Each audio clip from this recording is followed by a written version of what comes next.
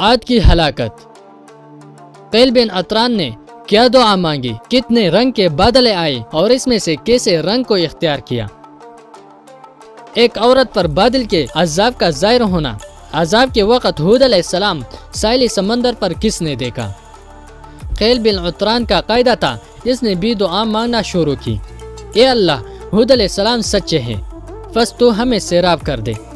اس دعا کے بعد اللہ تعالیٰ نے 3 بادل سفید، سرخ اور سیاہ ان کی طرف بھیجے۔ پھر بادلوں میں سے کسی نے پکارا، اے قیل، تو اپنے لیے اور قوم کے لیے اس میں سے پسند کر لے۔ تو اس نے کہا، میں نے کالے بادل کو اختیار کر لیا، اس لیے کہ یہ زیادہ پانی والے ہیں۔ تو ایک منادی والے نے ندا دی، اے بادل، تو عاد کو راکھ کا ڈیر بنا دے اور عاد میں سے کسی کو نہ چھوڑ، نہ کسی باپ کو اور نہ کسی باپ کے بیٹے کو، سوائے بنو لوزیا کے۔ بنو لوزیا سے مراد بنو لقیم بن حزال بن حزیل بن حزیلہ بنت بکر ہے۔ یہ لوگ عاد کے ساتھ نہ رہتے تھے بلکہ مکہ میں اپنے ماموں کے ساتھ رہتے تھے۔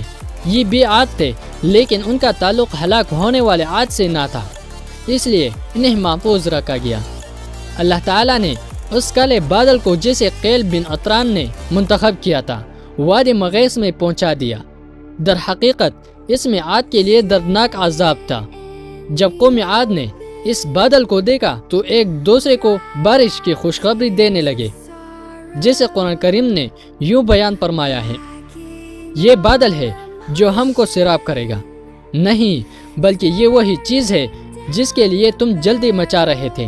یہ ہوا کا طوفان ہے جس میں دردناک عذاب چلا آ رہا ہے، اپنے رب کے حکم سے ہر چیز کو تباہ کر ڈالے گا۔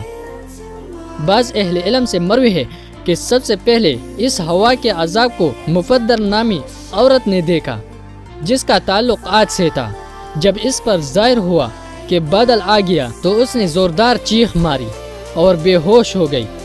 جب ہوش میں آئی تو لوگوں کے دریافت کرنے پر بتایا کہ میں نے بادل کو فضا میں دیکھا ہے جس میں آگ کے شعلے بھڑک رہے ہیں اور اس کے آگے آگے چند آدمی اس کو ہنکا رہے ہیں۔ پس اللہ تعالیٰ نے مسلسل 8 دن اور 7 راتیں ان پر یہ آندھی مسلط کی جس سے پوری قوم ہلاک کر دی گئی۔ عاد کا وفد جب مکہ سے نکلا تو معاویہ بن بکر سے اس کی ملاقات ہوئی۔ اسی اثناء میں ایک اونٹنی سوار وہاں پہنچا تو عاد نے اس سے پوچھا کہ تو نے ہود علیہ السلام اور اس کے ساتھیوں کو کہاں دیکھا؟ تو اس نے جواب دیا کہ ساحل سمندر پر، لیکن لوگوں نے اس شخص کی بات پر یقین نہ کیا۔ حزیلہ بنت بکر نے کہا کہ رب مکہ کی قسم، اس شخص نے سچ کہا ہے۔ مسعود بن یعفر بن اخی معاویہ بن بکر ان کے ساتھ تھا۔ بعض لوگوں کے کہنے کے مطابق قیل بھی ان کے ساتھ تھا۔ خلجان قوم عاد کا سب سے بڑا رئیس اور سردار تھا۔ محمد بن اسحاق سے مروی ہے کہ جب عاد سے ہوا کو روک دیا گیا تو 7 آدمیوں نے کہا، جن میں خلجان بھی تھا، کہ چلو آؤ دیکھیں کہ قوم کے ساتھ وادی میں کیا معاملہ ہوا ہے۔ وہ لوگ جیسے ہی وادی میں پہنچے تو ہوا نے ایک بار پھر انہیں قابو کر لیا اور خلجان کے سوا سب کو موت کے گھاٹ اتار دیا۔ اب خلجان وہاں سے بھاگا اور پہاڑ پر چڑھ گیا اور اپنے آپ کو ملامت کرنے لگا۔ جب ہود علیہ السلام کو خلجان کے زندہ رہنے کا پتہ چلا تو آپ علیہ السلام اس کے پاس آ گئے اور اسے کہا کہ اسلام لے آؤ، محفوظ رہو گے۔ یہ دعوت سن کر خلجان نے کہا کہ اگر میں اسلام لے آؤں تو تمہارا رب مجھے کیا عطا فرمائے گا؟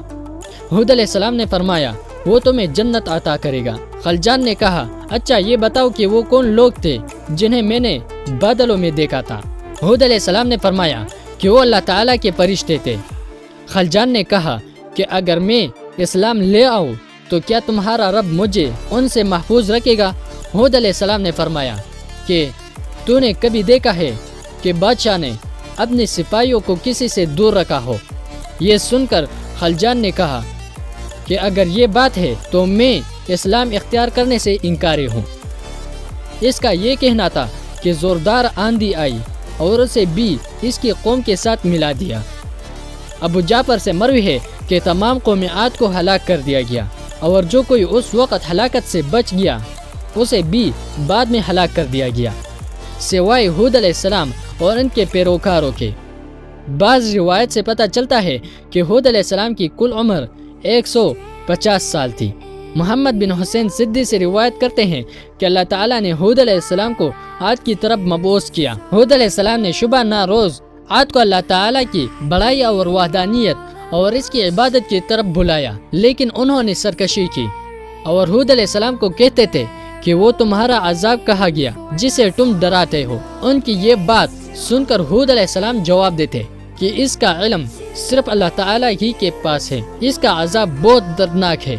پھر اللہ تعالیٰ نے ان کو ان کے کفر و عناد کی وجہ سے قحط سالی میں مبتلا کر دیا اور بارش کو ان پر برسنے سے روک دیا۔